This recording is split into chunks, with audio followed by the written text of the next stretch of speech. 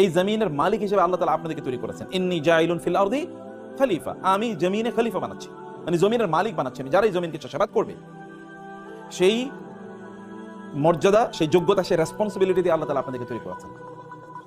এবং আপনারা যদি পৃথিবীতে দুজন নবীর কথা আমি কেবল বলি, তিনজন নবীর কথা বলি, এর মধ্যে একজন নবী হচ্ছেন সুলাইমান আলাইহিস সালাতু ওয়াস সালাম।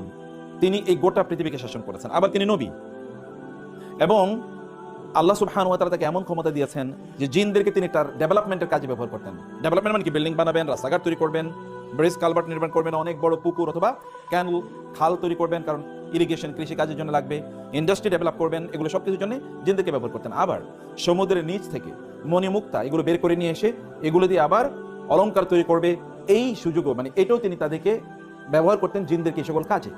এবং আল্লাহর কাছে তিনি প্রার্থনা করেছেন, হে আল্লাহ, আপনি আমাকে এমন মানে এমন মুলক, রাজত্ব প্রদান করুন যে রাজত্ব আমার পরে আর কাউকে দেওয়া হবে না।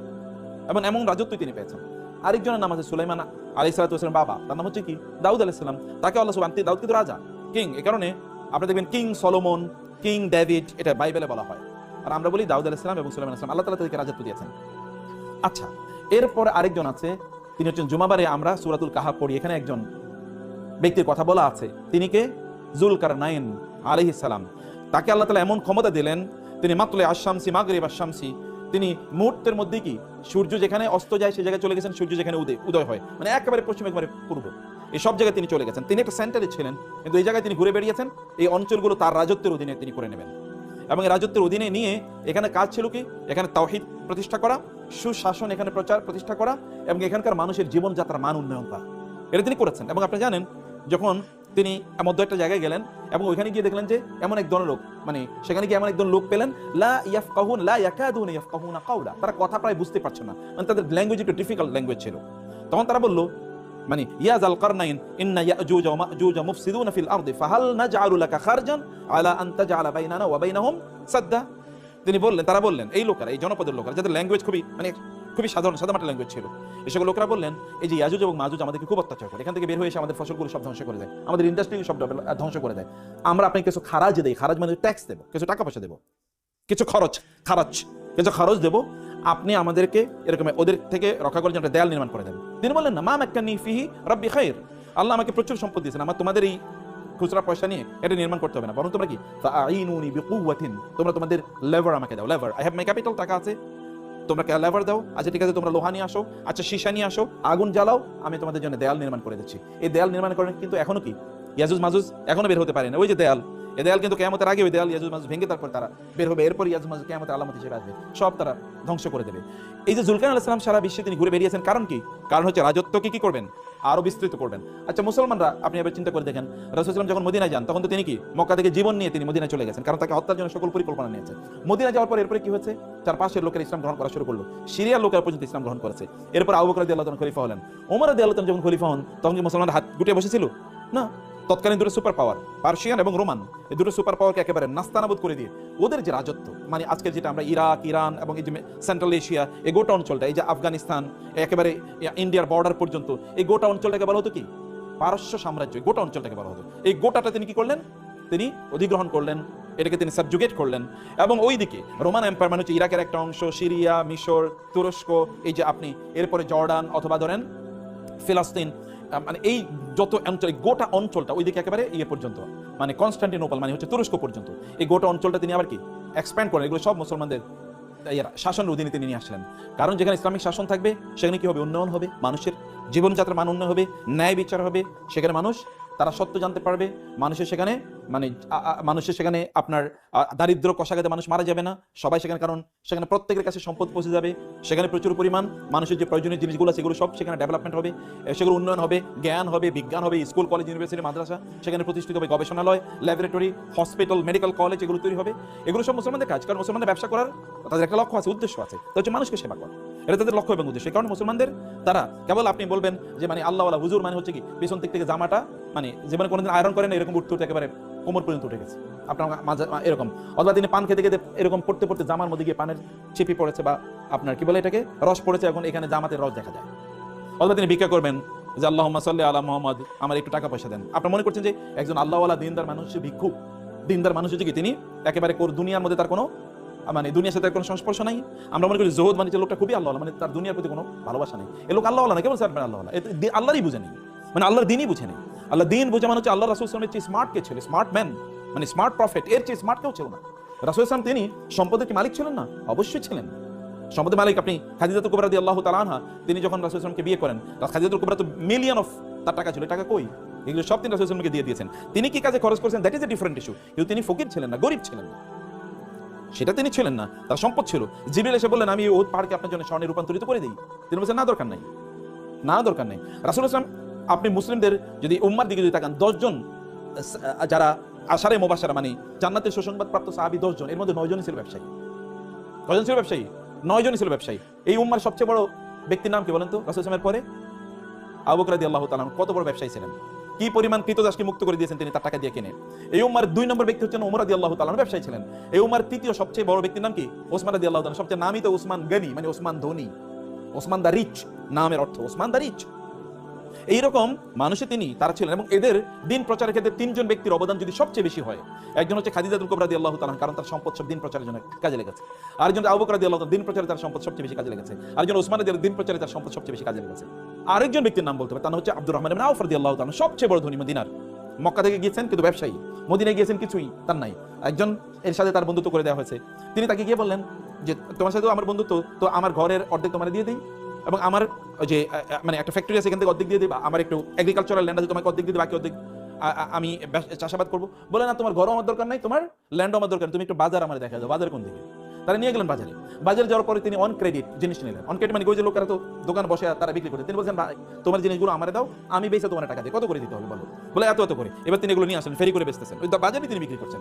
বাজারে ফেরি করে বিক্রি করে উনি এক জায়গায় বসে থাকতো, উনি ফেরি করে বিক্রি করতেছেন, আপনি ওইখানে দোকানে গিয়ে এটা পাওয়ার আগে আপনি ওই রাস্তায় পেয়ে গেছেন, তাহলে আপনি তার কাছ থেকে গিয়ে নিলেন। নিচে হচ্ছে 10 টাকার জিনিস, বেচতে হচ্ছে 20 টাকা, আর কয় টাকা লাভ হয়েছে তার? 10 টাকা। এই যে পুঁজি তৈরি হয়ে গেল। এরপরে মদিনা তিনি 1 নম্বর ব্যক্তিতে পরিণত হয়েছেন, 1 নম্বর ধনী তিনি। অথচ শুরু করছেন কি দিয়ে? জিরো দিয়ে, আইডিয়া তিনি ব্যবসা করেছেন। এবং তিনি জান্নাতের সুসংবাদ প্রাপ্ত সাহাবী। কারণ আপনি যদি মনে করেন টাকা পয়সা না থাকা মানে হচ্ছে আমি অনেক বড় আল্লাহওয়ালা, ফকির মানে আল্লাহওয়ালা, মিসকিন মানে হচ্ছে আল্লাহওয়ালা, নো। কাদাল ফাকরু ইয়াকুনা কুফরান, দারিদ্র মানুষকে কাফের বানিয়ে দেয়। টাকা কম থাকলে মানুষের মধ্যে কি ঢুকে? কুফরি ঢুকে। বাংলাদেশের প্রেক্ষাপটে আপনি দেখবেন সবচেয়ে বেশি নামাজি কি রিকশাওয়ালার আর কাজের বুয়ারা, আর যারা ইয়েতে থাকে ওই যে বস্তি থাকে তারা সবচেয়ে বড় আল্লাহওয়ালা। আপনার কথা বুঝেন না মনে হয় আমার, কিন্তু কোনো আওয়াজই তো নেই আপনাদের, ঘটনা কি? সব ক্লান্ত হয়ে গেছেন নাকি? তো সবচেয়ে বড় আল্লাহওয়ালা কি এরা? আপনি তাদেরকে মসজিদে কোথাও খুঁজে পাবেন? একজন মসজিদে খুঁজে পাবেন না। দেখবেন এরা মসজিদে নাই, এরা দিনও বোঝে না, ইসলাম বোঝে না, কিচ্ছু বোঝে না। তার মানে দারিদ্র মানুষকে কাফের বানিয়ে দেয়। দারিদ্রের কারণে সে ইসলাম বুঝতেই পারে না। দারিদ্র থাকলে মানুষ আল্লাহর ইবাদত করতে পারে, সে কারণে দারিদ্রের সাথে ফাইট করতে হবে আপনাকে। আলী রাদিয়াল্লাহু বলেছেন দারিদ্র যদি কোনো মানুষের নাম হইতো তাহলে ওই লোকের আমি জবাই করে ফেলতাম। দারিদ্র যদি কোনো মানুষের নাম, তো পভার্টি যদি কোনো মানুষের নাম, তাহলে আমি ওর হত্যা করে ফেলতাম, যে ওর মাইসে থাকা উচিত না, কারণ ও থাকলেই মানুষ কষ্ট পাবে। অতএব এই কারণে আমি তাকে হত্যা করে ফেলতাম। লাউ কানাল ফাকরু রাজুলান লাকাতালতুহু, যদি দারিদ্র কোনো ব্যক্তির নাম হতো তাহলে ওই লোকের ডাইকে আমি হত্যা করে ফেলতাম। দারিদ্র এটা ইসলাম কোনোদিন এটাকে সেলিব্রেট করে না, যেটি কাজে তুমি দরিদ্র এবার তোমার আমি সালাম দেবো, নো। কেন তুমি দরিদ্র হলা? ওমর রাদিয়াল্লাহু তাআলার কাছে কোনো লোক গেলে তিনি তাকে বলতেন তুমি করো কি? বলে কোনো কাম করি না। বলে যাও আমার কাছ থেকে সরো, যে দুনিয়ার কামও করেন আখিরাতের কাছে অথর্ব স্টুপিড যেন আমার সামনে না আসে। কাজ করতে হবে। আল্লাহ সুবহানাহু ওয়া তাআলা এই দুনিয়া নিয়ন্ত্রণ করার জন্য আপনাকে পাঠাইছেন, দুনিয়ার মালিক হওয়ার জন্য আপনাকে পাঠিয়েছেন। এখন আপনি দুনিয়ার মালিক হবেন না, আপনি দুনিয়ার স্লেভ হবেন। কেমন কথা? আপনি দুনিয়ার দাস না, দুনিয়ার দাস না, আপনি দুনিয়ার প্রভু, মানে আপনি দুনিয়ার লর্ড, আপনি দুনিয়ার কি মালিক। দুনিয়া আপনি নিয়ন্ত্রণ করবেন, আপনাকে মালিক হিসেবে আল্লাহ তাআলা দুনিয়া পাঠিয়েছেন। তাহলে দুনিয়ার মালিক হওয়ার জন্য করেন, দুনিয়ার মালিক হওয়ার জন্য করেন হচ্ছে আপনাকে টাকা সম্পদ ইনকাম করতে হবে। আমরা চলেন এবার ব্যাংক ডাকাতি করি নাকি? কারণ অনেকে তো ব্যাংক ডাকাতি করে তো টাকা পয়সার মালিক হয়েছে নাকি? করে নাই? আপনাকে সম্পদের মালিক হওয়ার জন্য আপনাকে করতে হবে হলো হালাল উপায়ে আপনাকে সম্পদের মালিক হওয়া লাগবে। আপনি যদি হালাল উপায়ে সম্পদের মালিক হন তাইলে এটা আপনার ঈমানটাকে বাড়াবে, আপনার দিনদারি বাড়াবে, দিনদারি কমাবে না। তাহলে সম্পদের মালিক আমি কেন হবো? একটা প্রশ্ন। আপনি সম্পদের মালিক হওয়ার অনেক পথ আছে, আপনি করবেনই, কিন্তু সম্পদের মালিক কেন হবে না? সম্পদের মালিক হওয়ার আপনার 1 নাম্বার কারণ হলো আপনি সম্পদের মালিক হলে আপনি দিনই কাজ ভালো করে করতে পারবেন, আপনি ইবাদত ভালো করে করতে পারবেন। আপনার জামা কাপড়গুলো সুন্দর, একটু মসজিদে গেলে ভালো লাগবে, গন্ধ গায়ে থেকে গন্ধ বাইর হবে না। সুন্দর একটু জামা পরে আপনি সেন্ট পারফিউম ব্যবহার করে আপনি যাবেন, তাহলে আপনার একটু মনটা ফুরফুরা লাগবে। আপনি নিজের আপনার পরিবারকে বাসায় গেলে আপনার ওয়াইফ বলবে না তুমি কি আজকে মাছ নিয়ে আসছো, নিয়ে আসো না, যাও দরজায়, আজকে দরজায় খোলা হবে না। বাজার থেকে আজকে মাংস নিয়ে আসার কথা ছিল, পোলাপাইন কান্নাকাটি করতেছে, পোলাপাইনের পড়াইতে পারতেছে না, ওদের এটা নাই সেটা নাই, সারাদিন আপনার এগুলি শোনা লাগে। এই কারণে আপনি মনে করেন বাসায় যাবো না, বসে বসে সিনেমা দেখি বাইরে। নাকি? অথবা বন্ধুদের সাথে আড্ডা দিই, এখন আপনি আড্ডা দেন, বাচ্চারাও আড্ডা দেয়, স্ত্রীও আড্ডা দেয়, আপনিও আড্ডা দেন, পুরো একটা জাহান্নাম হয়ে গেল। আপনার যদি সম্পদ থাকে, টাকা পয়সা থাকে, তাহলে আপনি ফুরফুরা মেজাজে বাসায় গেলেন, যা যা লাগে সব নিয়ে গেলেন, বাসার লোকেরও খুশি, আপনি খুশি। এবার আপনার ইবাদত করেন, আপনার দিনদারি করেন, কোনো সমস্যা নেই। এটা 1 নম্বর জিনিস। 2 নম্বর জিনিস হলো দিনদারি। যে সকল প্রতিষ্ঠানগুলোতে দিনদারি হয়, ওই সকল প্রতিষ্ঠান নির্মাণ করবে কারা? কাফেররা না মুশরিকরা? হ্যাঁ, যে এই প্রতিষ্ঠানে দিনদারি, যেমন ধরুন মসজিদ নির্মাণ করবে কে? তো মুসলমানের টাকা না থাকলে মসজিদ নির্মাণ করবে কি দিয়ে? আচ্ছা, মাদ্রাসা নির্মাণ করবে কি দিয়ে করবে? কে করবে? তো মুসলমানের টাকা না থাকলে কোথায় করবে? আপনি, আল্লাহ সুবহানাহু ওয়া তাআলা আমাদেরকে বলেছেন নামাজ আদায় করার জন্য, কিন্তু তার সাথে আরেকটা জিনিস করতে বলছেন, সেটা কি বলেন তো? নামাজ পড়ো, জাকাত নাও, নামাজ পড়ো, জাকাত নাও, নামাজ পড়ো। আমি তো বলছি জাকাত নাও, আপনারা বুঝতেই পারেন নাই। নামাজ পড়ো, জাকাত নাও, আল্লাহ বলেছেন নাকি? না বলছেন কি নামাজ পড়ো? আপনি কি ভিক্ষা করে জাকাত দেবেন নাকি? তাহলে আপনাকে টাকা উপার্জন করে নামাজ যেরকম ফরজ, জাকাত দেও কি? কারণ আপনি বলবেন আমি নামাজ পড়ি, সুবহানাল্লাহ, আলহামদুলিল্লাহ, আমি অনেক ভালো আছি। তো জাকাত কে দেবে? নামাজও তো পড়তে হবে, জাকাতও তো দিতে হবে। তো জাকাত দিতে হলে কি হতে হবে? সম্পদের মালিক হওয়া লাগবে, নাহলে আপনি জাকাত দেবেন কোত্থেকে? জাকাত কি ইবাদত না? জাকাত কি ফরজ ইবাদত না? জাকাত দিলে কি আপনার সওয়াব বাড়ে না? জাকাত দিলে কি আল্লাহর কাছে সম্মান বাড়ে না? তো আপনি কেবল জান্নাতে চলে যাবেন নামাজ পড়ে, জাকাত না দিয়ে আপনি জান্নাতুল ফেরদৌসের মালিক হয়ে যাবেন? নো, জাকাত দেওয়ার মালিক হওয়া লাগবে। তো জাকাত দেওয়ার মালিক হতে হলে কি লাগবে? টাকা ইনকাম করতে হবে, সম্পদ ইনকাম করতে হবে। সম্পদ ইনকাম না করলে আপনি কেমনে করবেন? এখন আমরা সম্পদ ইনকাম করতে পারছি না, আমরা এখন হয়ে গেছি কি জানেন? আমরা কেবল এখন হচ্ছে কনজিউমার হচ্ছে আমরা ভোক্তা। যেমন আপনি, ওরা ইহুদিরা জিনিস বানাবে আপনি কিনবেন, খ্রিস্টানরা জিনিস বানাবে আপনি কিনবেন, আর আপনি খাইবেন, বলবেন আলহামদুলিল্লাহ, তৃপ্তি বল আলহামদুলিল্লাহ, সুবহানাল্লাহ, আল্লাহ খ্রিস্টানদেরকে আমাদের সেবক বানাইছে। বুঝছেন এরকম কিনা? আপনি বলছেন খ্রিস্টানরা সেবক বানাইছে, আল্লাহ তাআলা খ্রিস্টানদেরকে ইহুদিদেরকে আপনাদের সেবক বানাইছে, ওরা জিনিস বানায় আর আপনি খান বসে বসে, আর আপনি বুঝেনই না যে আপনি সব ওদেরকে দিয়ে দেন, আপনি ওদের দাসে পরিণত হয়ে গেছেন, আপনি ওদের কৃতদাসে পরিণত হয়ে গেছেন। আপনি বলেন যে আপনি অনেক ভালো আছেন, কিন্তু আপনাকে যদি বলা হয় আপনি কি আমেরিকা যাবেন, বলে ভাই প্রয়োজনে সেজদা দিব তারপর আমেরিকা যাবো। এই পৃথিবীর মানুষের স্বপ্নের জায়গা কোনটা? ইউরোপ, আমেরিকা না? দেখেন না বাংলাদেশের লোকেরা, তারা হারাম কি হালাল কি কোনো কিছু বাঁচে না, তারা ইউরোপে যাবে। ওইখানে গিয়ে ইসলাম পালন করতে পারবে কি পারবে না? কোনোটাই না। আচ্ছা, এই পৃথিবীতে সবচেয়ে বড় রিফিউজি থাকে কোন সকল দেশে? ইউরোপ আমেরিকা সবচেয়ে বড় রিফিউজি, সবচেয়ে বেশি অ্যাসাইলাম মানুষ যায় কোথায় থাকার জন্য? ওইখানে। ওয়াও, এটাই তো দেখি জান্নাত। তো এই জান্নাত বানানোর কথা ছিল আপনাদের। ওরা পণ্য বানায় আর আপনাদের কাছে বেচে, আর আপনাদের জাহাজ ভরে আপনাদের টাকাগুলো নিয়ে যায়, আর আমরা মনে করি যে আমরা কি ভালো একজন কনজিউমার। পণ্য তো আপনাদের বানাতে হবে, বানায় আপনাদের বেচতে হবে। আপনাদের পূর্বপুরুষের দিকে তাকান, আপনারা সিনবাদের কথা শুনেছেন না? আচ্ছা, সিনবাদরা করছে কি? সেই আরবের লোকেরা যদি মনে করতো যে আমরা আরব দেশে থাইকাই আমরা কি কেবল দিন প্রচার করবো, তাহলে কি আমরা মুসলমান হইতাম? আচ্ছা, আরব দেশের লোকেরা এখানে আসে কিভাবে? ওরা তো পণ্য বিক্রি করার জন্য এসছে, বিজনেসম্যানরা এখানে এসছে। কোন দিক দিয়ে এসছে? তারা এসে হলো ওই যে আরব সাগর থেকে ইন্ডিয়ান ওশিয়ান মানে ভারত মহাসাগর হয়ে বে অফ বেঙ্গল, এই বঙ্গোপসাগরে আসে। এরপরে ওই যে চিটগং শব্দটাই তো সাতিগাং, গাং মানে কি? গাং মানে নদী, আর সাতিয়ন মানে আরবি শব্দটা। চিটগং শব্দটা আরবি, সাতিগং হচ্ছে নদীর কুল, নদীর উপকূল, মানে ওইখান দিয়ে এসে তারা এখানে থাকতো। এইখান থেকে তারপরে তারা মালয়েশিয়া যেত, এখান থেকে তারা ইন্দোনেশিয়াতে যেত। মালয়েশিয়া ইন্দোনেশিয়াতে নাইলে ইসলাম গেল কিভাবে? জাহাজে গেছে। তখন কি জাহাজ ছিল? তখন কি আপনার প্লেন ছিল? না, এই নৌকাই তো। এই নৌকা দিয়ে তারা বড় বিশাল বড় ইয়ে ছিল, কি বলে, পাল। এই পাল তোলা নৌকা বা জাহাজে তারা এখানে ইসলাম নিয়ে এসে পণ্য বিক্রি করতে এসে, কিন্তু পণ্যের সাথে তারা কি বিক্রি করছে? তারা ইসলাম সেল করেছে পণ্যের সাথে। পণ্য কিনতে গিয়ে লোকেরা দেখলো এত ভালো মানুষ, দেখি ফেরেশতা, এরকম লোক তার কোথাও দেখিনি। এত ভালো মানুষ পণ্য বিক্রি করতে এসে কিন্তু এরা কি এসে ইসলাম প্রচার করে গেছে, ব্যবসায়ীরা ইসলাম প্রচার করছে। আমার মতো এরকম আপনি শাহজালাল শাহপরান কয়জন এসছে? কিন্তু তার চেয়ে বেশি, 1000 গুণে বেশি এসে কারা? ব্যবসায়ীরা। আপনি বলেন তো, আপনার এলাকায় 2 জন দোকানদার আছে, একজন দোকানদার গেলেই আপনাকে জিজ্ঞেস করে, ভাই আসসালামু আলাইকুম, কেমন আছেন, বাসা সবাই ভালো আছে, আপনার কোনো সমস্যা নাই তো? ভাই কোনো সমস্যা থাকলে আমাকে বললেন, এবং সবচেয়ে ভালো পণ্যটা দেয়। আরেকটা লোক আছে খিটখিটে, প্রচন্ড খিটখিটে, গেলেই আপনার সাথে রাগ করে কথাবার্তা কয়, এবং আপনি 3 বার কথা বলে একবার শুনে, আপনি কার কাছে যাবেন? যে সালাম দেয় কথাবার্তা শুনে, এই লোকটা তো ভালো, তার সাথে গল্প করবেন, তার মতো হতে চাইবেন, বলে আপনার সন্তান বলে ওই লোকটার মতো, দেখো না কত সুন্দর করে কথাবার্তা বলে। মুসলমানরা তো সেই কাজটাই করছে, জিনিস বেচছে, কিন্তু লোকেরা দেখলো আরে এরা তো দেখি আমাদেরই লোক, এই আপনার বিপদ, তাড়াতাড়ি তাকে হসপিটালে নিয়ে গেছে। আপনার ওয়াইফের সমস্যা, তাড়াতাড়ি তার ওয়াইফের পাঠিয়ে যায়, দেখা তো তার বাচ্চা হবে, একটু তুমি তাকে হেল্প করো তো। মানুষ যেগুলো, এরাই তো সবচেয়ে ভালো মানুষ। এবং এরা তখন কি, এদের বলো আপনারা আসলে কোন ধর্ম পালন করেন? বলে আমরা এই ধর্ম পালন করি। ঠিক আছে, আপনাদের ধর্ম আমরা পালন করা শুরু করি। এরাই ভাই মুসলমান হয়ে গেছে। বুঝতে পেরেছেন? অথবা আমাদেরকে মৌলিকভাবে ব্যবসায়ীদের কাজ হচ্ছে, ব্যবসায়ীরা তারা সম্পদ উপার্জন করবে, একদিকে তারা নিজেরা ভালো থাকার জন্য, এবং 2 নম্বর তারা কি করবে? এই সম্পদের মাধ্যমে তারা কি করবে? সম্পদের মাধ্যমে তারা দিন প্রতিষ্ঠার কাজে তারা ব্যয় করবে। এটা কেবলমাত্র ক্যাপিটালিস্টিকদের মতো না, যারা কেবল টাকা উপার্জন করা, এটা এক ধরনের গ্রিডে তাদের পরিণত। গ্রিড মানে হচ্ছে এক ধরনের লোভ। শুধু লোভের কারণে আপনি কেন সারাদিন কাজ করেন? লোভের কারণে। আপনার কত লাগবে আপনি জানেন? You never know. আপনি জানেন না কেন আপনার টাকা লাগবে, এটা কি কারণে আপনি ইনকাম করতে, তাও আপনি জানেন। আপনাকে জানতে হবে কেন ইনকাম করছেন, আপনাকে বুঝতে হবে কেন ইনকাম করছেন। আপনি দুই কারণে করছেন, একটা হচ্ছে আপনি নিজে ভালো থাকুন, আর হলো আপনার কি সমাজ ভালো থাকুন। আপনার অনেক টাকা পয়সা, আপনার ব্যাংকে টাকা পড়ে আছে, আপনার আত্মীয় স্বজন তারা না খেয়ে মারা যাচ্ছে, আপনি এই টাকা দিয়ে করবেন কি? ইমাম আবু হানিফা নাম জানি, ইমাম শাফির নাম জানি, ইমাম মালিকের নাম জানি, ইমাম আহমদ হাম্বল, ইমাম বুখারী, এদের প্রত্যেকের নাম জানি। এটা কিন্তু আবার ব্যবসায়ী ছিল। অথচ দেখেন তারা যে কথা, ইমাম আবু হানিফা তো ওই যুগের সবচেয়ে বড় ব্যবসায়ী, আপনি কিন্তু তার ব্যবসার কথা জানেন না, কিন্তু জানেন কি তার দিন এর কথা জানেন, জ্ঞান অর্জন করেছেন, মানুষের কাজ করেছেন। আপনি এরকম কেন হবেন না? আপনি এরকম হতে হবে। আপনি অলস থাকবেন না, আপনার প্রত্যেকটা সেকেন্ড ম্যাটার করে, প্রত্যেকটা মুহূর্তে আপনি দৌড়ান। লাফি আমালি দুনিয়া ওয়ালাফি আমালিল আখিরা, এটা হবেন না। হয় দুনিয়ার কাজ করেন অথবা আখিরাতের কাজ করেন, দুটো করবেন। দুনিয়ার কাজও করবেন, আখিরাতের কাজও করবেন না, অথবা কেবল দুনিয়া করবেন আখিরাত করবেন না, অথবা কেবল আখিরাত করবেন আর দুনিয়া করবেন না। এটা না, ইসলাম বৈরাগীর ধর্ম না।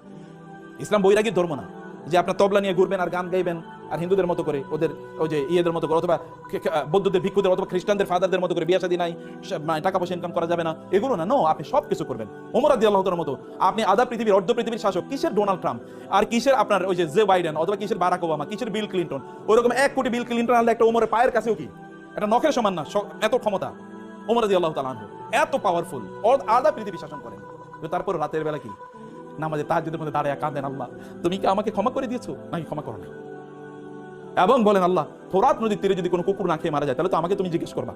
এবং এই কারণে লোকদেরকে বলেন, খবরদার কোনো কুকুরের যেন না খেয়ে না থাকে, কোনো কুকুরের খাবারের জন্য এরকম না হয় তাকে প্রোভাইড করা হবে না। তাও অবশ্য প্রোভাইড করতে হবে, তা নিশ্চিত করতে হবে। রাস্তা মসৃণ করতে হবে, সে ফোরাত নদীর তীর অর্থাৎ ইরাকে 1000 মাইল দূরে, সেখানে রাস্তা যেন মসৃণ হয়। আপনাকে এরকম মানুষে পরিণত হবে। যুদ্ধ করবেন কি? আপনি টাকা দিয়ে তো যুদ্ধ করতে হবে। আপনি ধরুন ইসলাম প্রচার করবেন, এখন আপনি ইসলাম প্রচার করার জন্য আপনি একটা মাহফিল করবেন, টাকা লাগবে না? এবার ভিক্ষা করবেন?